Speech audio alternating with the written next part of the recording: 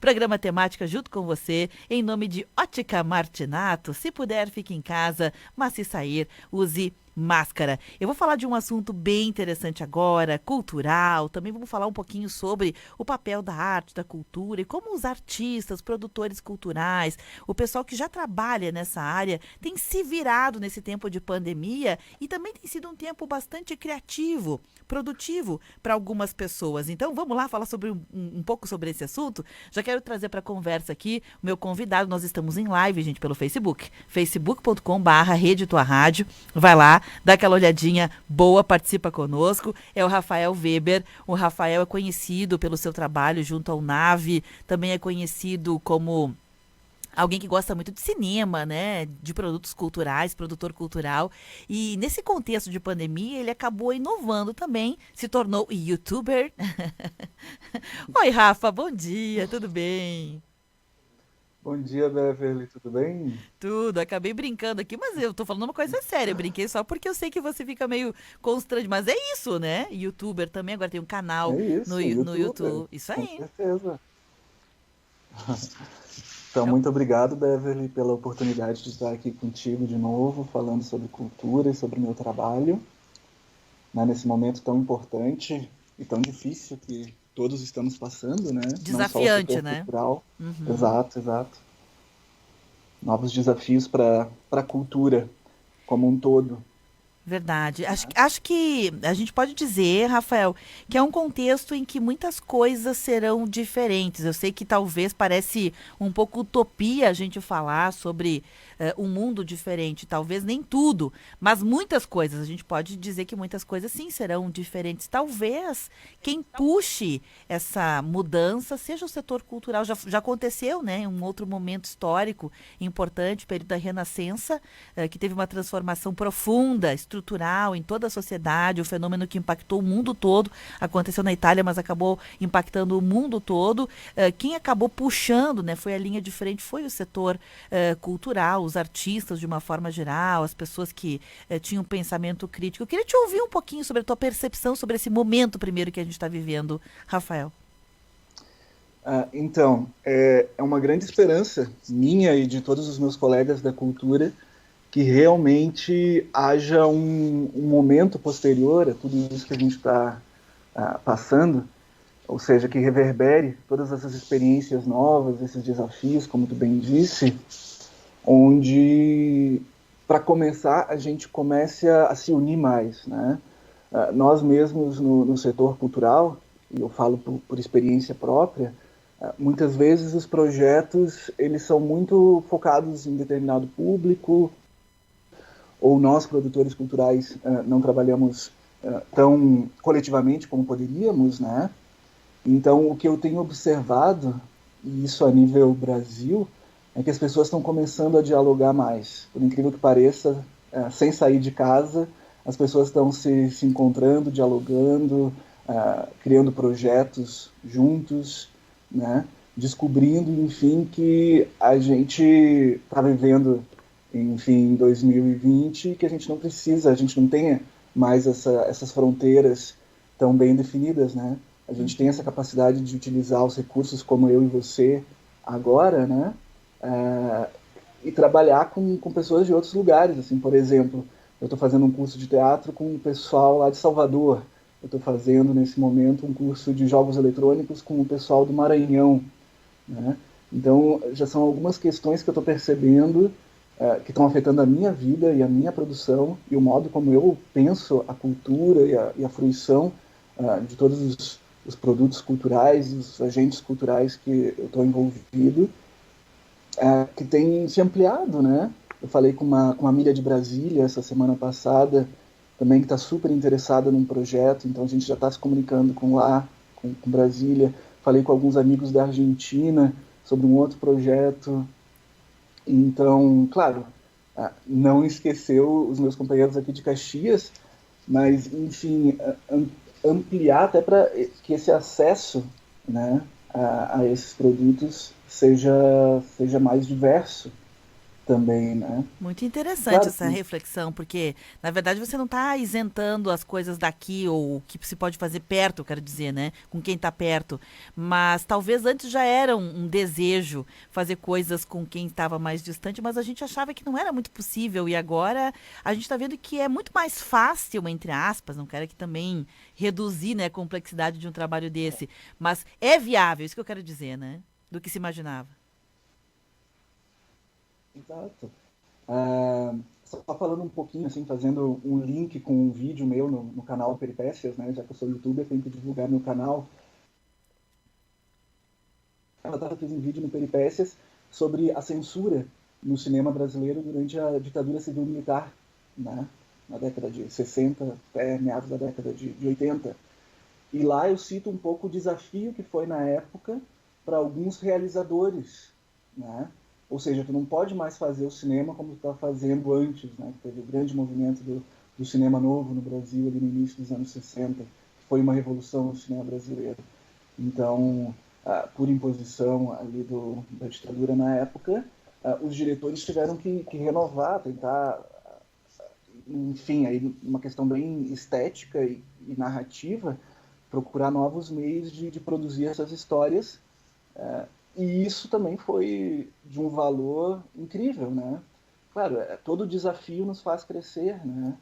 Tem essa reflexão também. Às vezes a gente, não que eu esteja defendendo os problemas ou os momentos de crise, né? Mas a crise, por outro lado, nos obriga a ser mais criativos, né?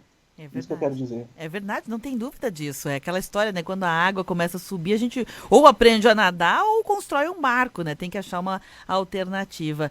Rafael, vamos falar então do Peripécias Culturais, que é o canal deste caxiense no YouTube. Ele é novo, relativamente novo, já tem um monte de vídeos, eu assisti alguns ontem já. O pessoal pode se inscrever, se divertir, né? Durante esse período de pandemia. Me conta um pouquinho sobre o conteúdo, como é que nasceu a ideia, qual a proposta desse canal.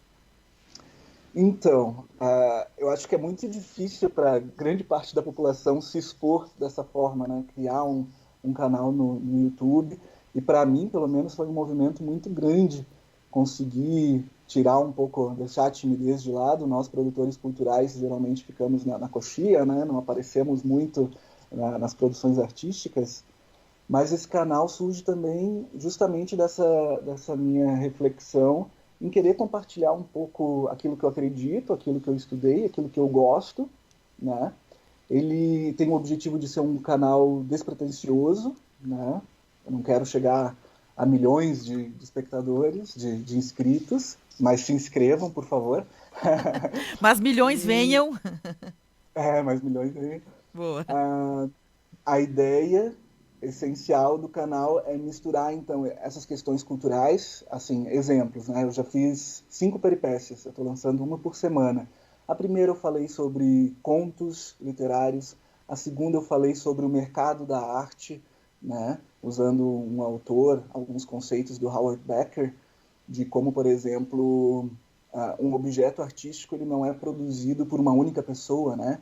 Existe toda uma cadeia produtiva, diretamente e indiretamente relacionada para cada filme que tu assiste, cada música que tu escuta, né? Depois eu falei sobre o cinema brasileiro durante esse período da ditadura. Essa semana eu falei sobre o meu TCC na faculdade, que foi sobre o circuito de festivais de cinema e a importância desses espaços, né? Inclusive agora durante a pandemia estão online, então é uma grande oportunidade da gente assistir esses filmes, né? O próprio Festival de Gramado esse ano vai se dividir, parte dele vai estar na televisão, parte vai estar online. Então muitas pessoas que nunca puderam a esses eventos vão ter a primeira oportunidade de ter acesso até a esses filmes, né? A essa produção do cinema nacional, por exemplo, que às vezes não nos chega pela televisão aberta, Muito né? interessante. Mas o Peripécias também a gente quer fazer algo divertido, engraçado, né? A gente sabe que dentro desse mundo também de TikTokers e influencers, enfim, é uma questão, né? Ou tu vai, muitas vezes, por esse apelo da beleza e tal, que eu não tenho capacidade de ir para para isso, né, pelo menos dessa beleza estética padrão, né, a gente sabe que muita gente acaba vendendo seus produtos por isso, ou tu vai pro lado da comédia, né, desse entretenimento às vezes rápido, às vezes reflexivo, né, então eu quero fazer um grande mix de questões culturais, vou falar sobre culinária, vou falar sobre viagens, acho no próximo vídeo, vou falar sobre jogos. Então, nesse aspecto, o Peripécias Culturais ele não tem um limite, sabe? Nosso objetivo é a diversidade e abordar a cultura humana como um todo, né? Bem E legal. vale. Eu assisti alguns, é bem divertido, tem essas brincadeiras todas, a gente percebe as nuances. Rafa, eu já vou deixar aqui uma reivindicação para Peripécias Culturais, viu? Ou quem sabe até um outro projeto, não sei se cabe ali dentro, mas eu sei que o Rafael gosta muito de cinema, se coloca a assistir, a discutir, e tem muita coisa que a gente às vezes, não, nós, eu digo cidadãos que apenas degustam um filme sem muita preocupação com a simbologia, com como foi feito, com construção de roteiros, com erros de continuação, para nós passa meio que despercebido. Mas tem alguns filmes que são emblemáticos, eles precisam quase que de um manual para a gente poder assisti-los, né? Tem gente que começa um filme, termina e não... Gente, eu vou ter que assistir de novo e não entende nada, né? Vou dizer um exemplo aqui, Dark, né? A série Dark foi virou emblema, virou meme na internet porque a gente não sabia mais quem era quem no terceiro episódio, né? Meu Deus, quem é fulano? Qual é o início, qual é o fim, qual é o meio?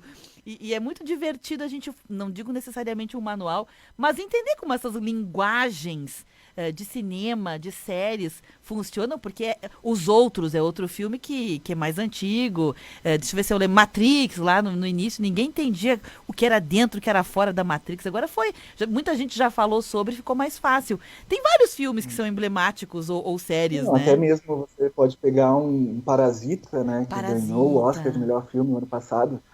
E é um desafio interessante, é isso que tu me coloca, e eu vou fazer essa Viu? peripécia.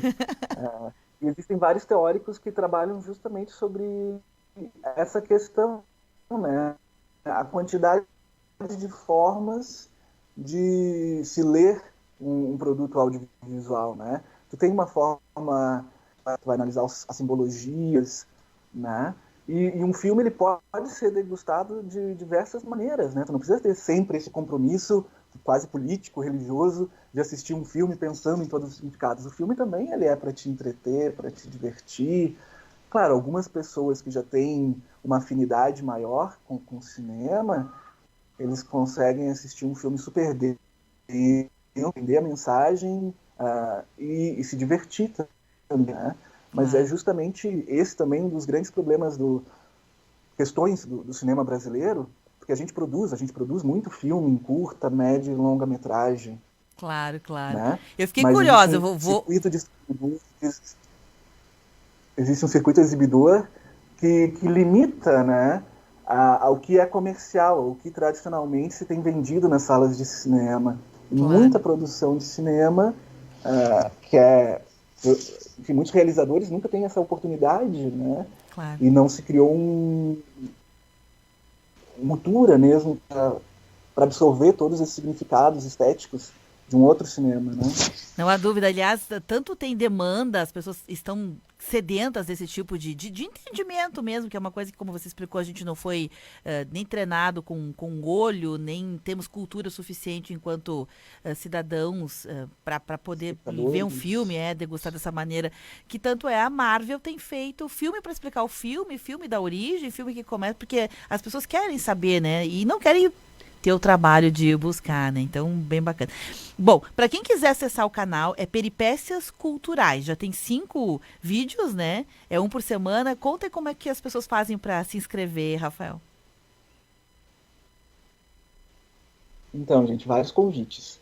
Para o Peripécias Culturais, você só chega lá no YouTube. É o seguinte, vai ser bem fácil, você se aperta no sininho, né, para receber as notificações, os novos vídeos. A gente tem 7 vídeos, tá? Alguns não são peripécias, né, eu não vou me limitar às peripécias. E daí já vem os próximos 2 convites. É um projeto aprovado pela FAC Digital RS, que vai ser sobre a linguagem do cinema, estudando o cinema silencioso. Então eu vou voltar lá para as origens do cinema, início do século XX, para falar justamente sobre linguagem do cinema e estética, como que isso se formou, né?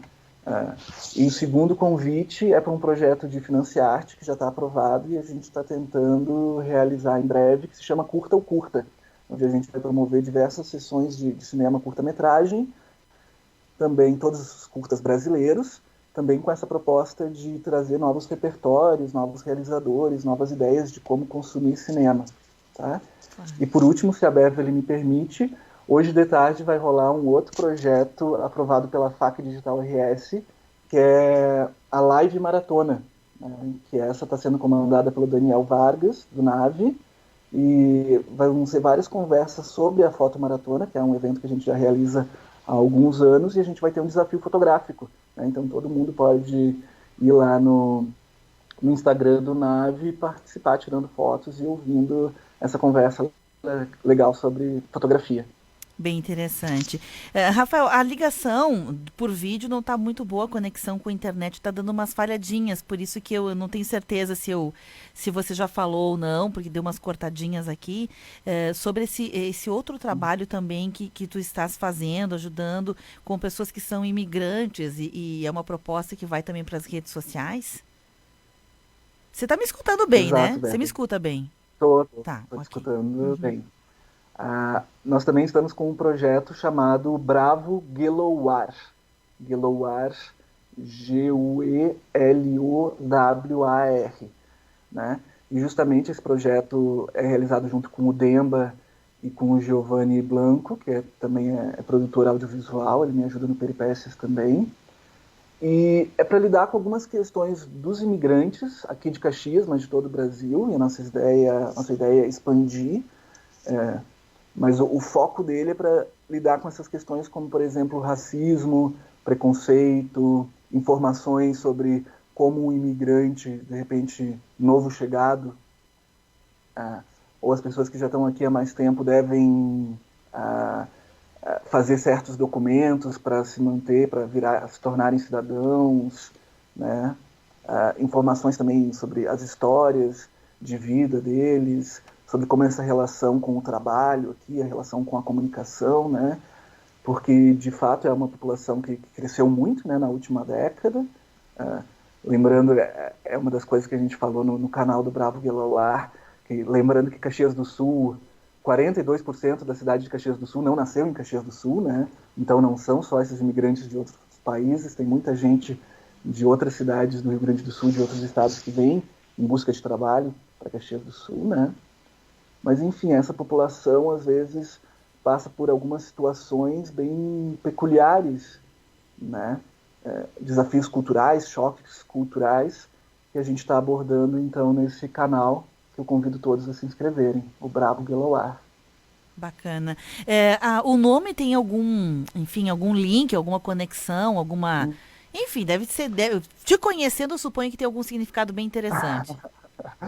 O Guelowar, enfim, tem várias referências ligadas à África e principalmente ao Senegal, que é o país de onde o Demba veio, e parte dos colaboradores também, né? Mas a gente tem gente do Haiti, Moçambique, Gana, Cabo Verde, né? Todos morando aqui em Caxias do Sul. O Guelowar, ele tinha uma espécie de tribos de guerreiros, né? Isso já séculos atrás, né? Antes do avanço do imperialismo, enfim, sobre a África, e também é um nome de um guerreiro, né? Então a analogia que a gente faz com o Guelowar é justamente esses imigrantes guerreiros, né? Que saem da sua terra em busca de trabalho, em busca de condições melhores de vida, até para ajudar a sua família. Muitos sonham em retornar, né? Então, e o bravo, que acaba sendo uma palavra universal, né? Tanto de bravo como também de bravura, né? A coragem desse imigrante guerreiro de deixar o seu lar e vir para um novo continente, né? Onde não falam a língua, né? Onde não tem garantia nenhuma que vai dar certo, mas que conseguem. A gente observa todos os dias, né? Notícias direto na mídia de como toda essa população imigrante de fato colabora para a diversidade cultural e para o crescimento de Caxias do Sul, né?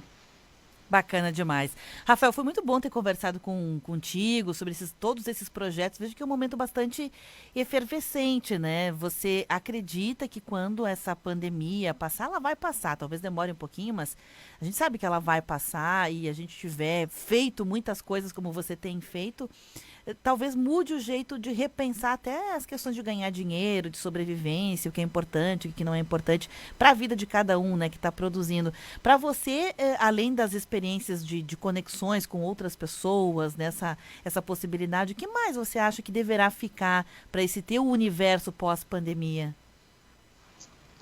Então, Beverly, só voltando um pouquinho, sempre que se toca nessa questão de dinheiro e pessoas que trabalham em cultura, é complicado, entendeu? A gente está com muito projeto, mas, inclusive, uma das coisas que eu imagino que pro pós-pandemia a gente possa começar a valorizar, e isso a população em geral, que agora está tendo, pelo menos em suas casas, as pessoas que têm acesso à internet, acesso a esses festivais, mostras. Agora, por exemplo, em Caxias está acontecendo também a Semana da Fotografia, que está toda online, com entrevistas maravilhosas.